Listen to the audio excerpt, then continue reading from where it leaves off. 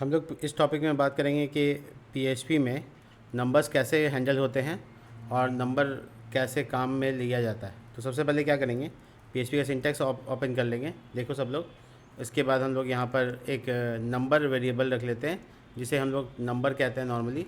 और इसमें अगर हम फ्लॉट वैल्यू रखें तो हम लोग पॉइंट वाला वैल्यू रख सकते हैं, इसे हम इंटीजर कहते हैं। सॉरी, नंबर तो सब कुछ हो जाता है, इंटीजर। और ये हो गया मेरे लिए फ्लॉट। और अगर हम यहाँ z वेरिएबल रखें और डबल कोट्स में ऐसा कुछ कर दें, ये देखो यहाँ सेमी कॉलम मिसिंग है, इसलिए ये एरर देगा। और यहाँ पे इसको बोलते हैं स्ट्रिंग नंबर, ठीक है, या नंबर स्ट्रिंग।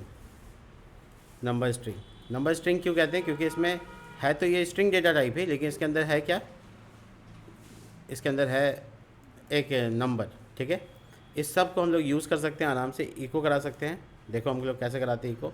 नॉर्मली हम x का वैल्यू इको करा सकते हैं, $x लगा के दिखाते हैं। देखो ये इस तरह से, ठीक है। अगर हम इको कराएंगे फ्लॉट उसको, तो फिर अलग कराएंगे इको y और z भी ऐसे ही, इको z, ठीक है। तो इसको लाइव, तो सॉरी यहाँ से लाइव नहीं करना है आपको, सबसे पहले ऐसे लाइव नहीं करना है आपको। सबसे पहले जैम खोल लेना है, जैम कंट्रोल पैनल। और उसके बाद आप इसमें क्या करेंगे, देख लेंगे कि अपाचे आपका चल रहा है कि नहीं चल रहा है, तो आप ओपन करेंगे और अपने किसी ब्राउज़र पे चले जाएंगे। अपाचे अगर रन नहीं हो रहा है तो कभी भी नहीं काम करेगा, इसलिए अपाचे का रन होना सबसे ज़रूरी काम है। कंप्यूटर जब तुम ऑफ़ करते हो या ऑन करते हो तब अपाचे चेंज हो जाता है। देखो ये सब तीनों वैल्यू आ रहा है और तीनों वैल्यू प्रिंट हो रहा है। लेकिन अब किसी को किसी टाइप में कन्वर्ट किया जा सकता है। अगर मैं इसका टाइप चेक करूँ तो वैर डम से चेक कर सकता हूँ। तो वैर डंप लगाकर अगर मैं इसका $x को कहूँ कि दिखाओ डेटा टाइप क्या होगा, इंटीजर। अगर मैं y को कहूँ तो फ्लॉट, और अगर मैं z को कहूँ तो स्ट्रिंग होगा, है ना। लेकिन मैं किसी भी डेटा टाइप को किसी भी डेटा टाइप में कन्वर्ट कर सकता हूँ। जैसे देखो यहाँ I इंटीजर में कन्वर्ट कर रहा हूँ $x को, $z को। तो z पहले से क्या था, स्ट्रिंग था। इसके बाद हम लोग उसको क्या कर रहे हैं, कन्वर्ट इंटीजर में कर रहे हैं और वापस से $z में स्टोर कर रहे हैं, ठीक है। तो आउटपुट जब देखेंगे तो इंटीजर आएगा। इसी तरीके से हम लोग ना किसी भी डेटा टाइप को कन्वर्ट कर सकते हैं। जैसे z को फ्लॉट में कन्वर्ट कर सकते हैं और उसके बाद जब उसका डेटा टाइप चेक करेंगे तो वैट डम करके z हो जाएगा।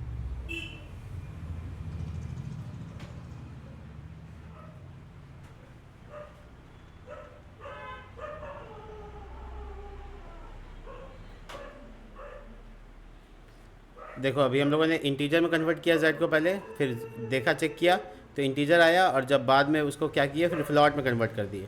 तो z को ही वापस से हम फ्लॉट में कन्वर्ट किए तो फ्लॉट में देखो क्या वैल्यू आया, फ्लॉट आ गया। डेटा टाइप बदल सकते हैं हम लोग, किसी भी डेटा टाइप को किसी भी डेटा टाइप के साथ बदला जा सकता है इस तरीके से। आगे बस क्या लगा देना है, उसका डेटा टाइप का नाम छोटी ब्रैकेट के अंदर, बस हो गया। इतना करने के बाद आपका डेटा टाइप बदल जाएगा। चलिए हम लोग यहाँ पर नंबर्स के बारे में जाने हैं। अब हम लोग आगे देखते हैं कि इफ़ एल्स कैसे काम करता है। सबसे पहले सीखेंगे इफ़ स्टेटमेंट। देखो इफ़ स्टेटमेंट कैसे काम करता है। इफ़ स्टेटमेंट ये देखो, इफ़ और उसके बाद आप जो कंडीशन दे दो, जैसे 5 क्या बड़ा है 2 से, तो यह कंडीशन ट्रू होगा या फॉल्स होगा, ट्रू होगा, ट्रू स्टेटमेंट ऐसे लिख देते हैं, ठीक है। तो नॉर्मली हम इसका आउटपुट देखते हैं क्या आता है। देखो ट्रू स्टेटमेंट आया।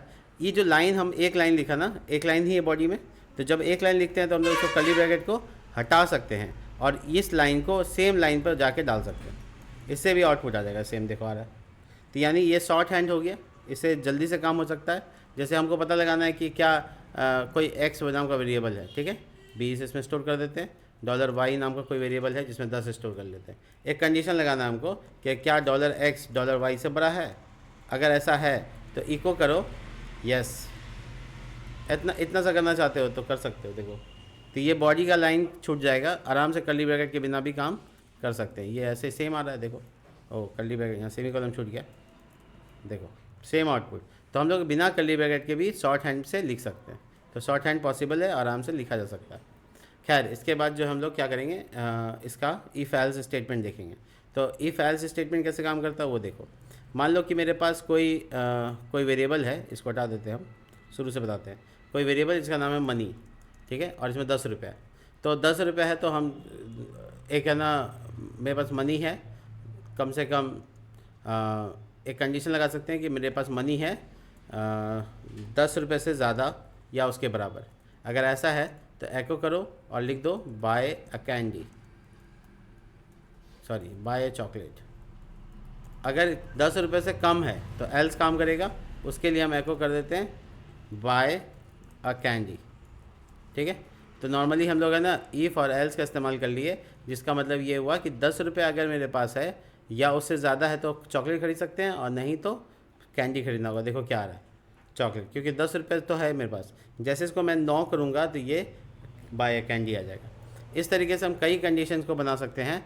एलसिफ कैसे काम करता है वो देखो। एलसिफ में वो इस तरह से एलसिफ लगा देना है, कंडीशन जो था वही रहने देते हैं, और यहाँ पे ऊपर इफ़ लगा देते हैं। इफ़ डॉलर मनी वेरिएबल और ये greater than equal to 100 rupees.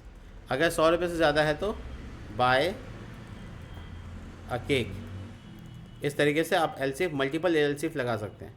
Elsif देखो एक बार और लगा दिया, बाय मनी अगर बराबर या ज़्यादा है 50 से तो फिर एको करो और लिख सकते हैं यहाँ पे कि बाय अ पेस्ट्री। देखो इजी होगा ये सब कुछ करना। और देखिए क्या होता है, अभी कैंडी आ रहा है 9 रुपये इसलिए, अगर मेरे पास 13 रुपये तो बताइए क्या आएगा, 12 रुपये में क्या आएगा। देखिए कंडीशन देख के बताइए क्या आएगा, चॉकलेट आएगा। 10 रुपये से ज़्यादा चॉकलेट आएगा। लेकिन जैसे ही मैं 12 की जगह इसको 50 रुपये कर दूंगा तो ये पेस्ट्री का वैल्यू हो जाएगा। ठीक है, अगर मैं 100 रुपये कर दूंगा तो केक आएगा। तो बताइए 80 रुपये में क्या आएगा, पेस्ट्री ही आएगा, क्योंकि 50 से ऊपर 100 तक पेस्ट्री है। ठीक है, तो ये कंडीशन है। आप इसको थोड़ा सा लाइन बचाने का तरीका बताता हूँ। ये कर्ली ब्रैकेट अवॉइड कर सकते हैं आप, एक लाइन का सब कुछ है इसलिए। ठीक है, तो देखो ये अवॉइड हो गया, और इसके बाद ये वाला लाइन को अवॉइड करके देखते हैं, ये ठीक है। इसके बाद ये देखते हैं, ये सेमीकोलन नहीं छोड़ना है, स्टेटमेंट देख रहे हैं, ऐसे एक्सपेरिमेंटल है कि ये काम करता है कि नहीं करता। ठीक है, ये देखिए, और ये यहाँ पे भी एल्स का पार्ट में भी ऐसा करते हैं। तो क्या ये काम करेगा? वाह, मतलब आपका कोड कितना कम हो चुका है। यानी कर्ली ब्रैकेट को आप अवॉइड कर सकते हैं। अगर एक लाइन का बॉडी है तो ऐसा कर सकते हैं, लेकिन एक लाइन से ज़्यादा बॉडी है तो फिर आप ऐसा नहीं कर सकते हैं। तो नॉर्मली आप यहाँ पर और भी तरीके हैं जो इसको बार बार इको करना पड़ रहा है अगर आपको, तो आप एक वेरिएबल लेकर रिज़ल्ट नाम का वेरिएबल बनाकर उसमें स्टोर कर सकते हैं। बाद में आप कर लीजिएगा इसको इको, तो रिज़ल्ट इज इक्वल टू सबको असाइन कर दो।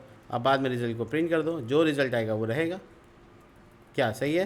देखो रिज़ल्ट इज इक्वल टू, तो इसका मतलब है कि सारे रिज़ल्ट्स अवेलेबल हैं। हम लास्ट में सिर्फ डॉलर रिज़ल्ट को क्या करेंगे, प्रिंट कर देंगे, और जो रिज़ल्ट आएगा देखो सेम आ रहा है। तो इससे क्या हुआ, और साफ सुथरा हो गया। इस तरीके से हम लोग ना टर्नरी ऑपरेटर का भी इस्तेमाल करके कर सकते हैं। वो देख लो कैसे करेंगे। हम इसी चीज़ को यहाँ पे छोड़ देते हैं ताकि आपको ये दिखा सकें कि इसके बिहाफ में हम टर्नरी में कैसे काम करते हैं। डॉलर रिज़ल्ट, और उसके बाद हम यहाँ पे कंडीशन लगा दिया कि डॉलर मनी क्या बराबर या बड़ा है 100 रुपये से।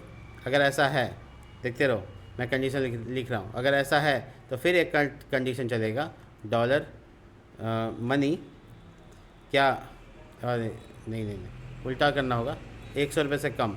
ठीक है, अगर ऐसा नहीं है एल्स तो फिर बाय अ केक। मैं एक्सपेरिमेंट कर रहा हूँ, देख लो आप लोग कैसे कर रहा हूँ। तो ये पहला कंडीशन मैंने डाला, इसका ट्रू पार्ट ये है, और फॉल्स पार्ट में बाय अ केक लिख दिया। यानी 100 रुपये से ऊपर होगा तो बाय अ केक काम करेगा। अब इसके अंदर कंडीशन लगा दिया, क्या 50 रुपये से कम है। अगर ऐसा है तो फिर नया कंडीशन होगा, लेकिन इसका एल्स पार्ट भी होगा, जो कि हम लिख देंगे बाय अ पेस्ट्री। ये ऑफ कोर्स थोड़ा सा आपको परेशान करेगा, बट ये काफ़ी आसान है, बहुत मज़ेदार है। तो आप ये इससे पहले यहाँ पे एक और कंडीशन दे सकते हैं, क्या यही मनी लेस देन 10 रुपीज़ है।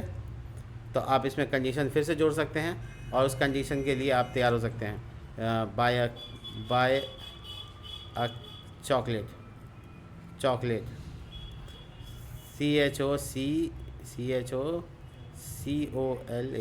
पता नहीं क्या लिख दिया CH, यहाँ चॉकलेट भी गलत है, CHO। अब सही है, चलिए ठीक है। तो ये यहाँ पे भी कर देते हैं बाय अ चॉकलेट। अब इसका जो ट्रू पार्ट है वो ये वाला पार्ट है, तो हम उसके साथ जा सकते हैं, लेकिन उसमें जाने के लिए हम सीधा लिख देना है buy a candy, CANDY, candy. तो इतना लंबा हो गया ये, है ना। तो इतना लंबा इसलिए हुआ क्योंकि हम इसमें टर्नरी के अंदर टर्नरी लिखते चले गए। आपको हम दिखा देते हैं टर्नरी के अंदर टर्नरी करने का फ़ायदा और नुकसान सब है, ठीक है। तो ये इसका एल्स पार्ट, और ये इसका एल्स पार्ट, और ये इसका एल्स पार्ट नॉर्मली। तो इस तरीके का कंडीशन के अंदर कंडीशन के अंदर कंडीशन बनाया जा सकता है, और एट द एंड उसको प्रिंट भी किया जा सकता है, ठीक है। देखो सेम वैल्यू आया। 80 रुपये की जगह पे अगर हम 10 लिख देंगे तो क्या आएगा। इसका मतलब है जैसे वो कंडीशन काम कर रहे थे वैसे ही टर्नरी वाला भी काम कर रहा है, इसमें कोई अंतर नहीं है। कौन किसके अंदर है ये आपको बहुत कंफ्यूज कर सकता है, तो आप इसको आसानी से एग्जीक्यूट कराने के तरीके ढूंढ सकते हैं। तो नॉर्मली है ना आपके पास ये इंडेंटेशन का एरर है ये वाला, इसको थोड़ा और अंदर अंदर ला के बराबर कर देते हैं।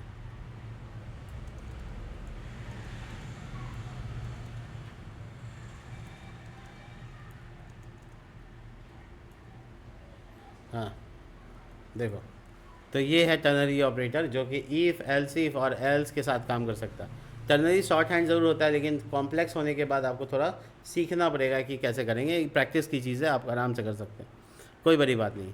इसके बाद जो है हम लोग बात करेंगे टर्नरी इफ़ एल्स स्टेटमेंट हो गया, सारी चीज़ें हो गई। हाँ ठीक है यहाँ पे, ठीक है। नेक्स्ट वीडियो में हम लोग बात करेंगे लूप के बारे में। मिलते हैं नेक्स्ट वीडियो में, तब तक के लिए बाय।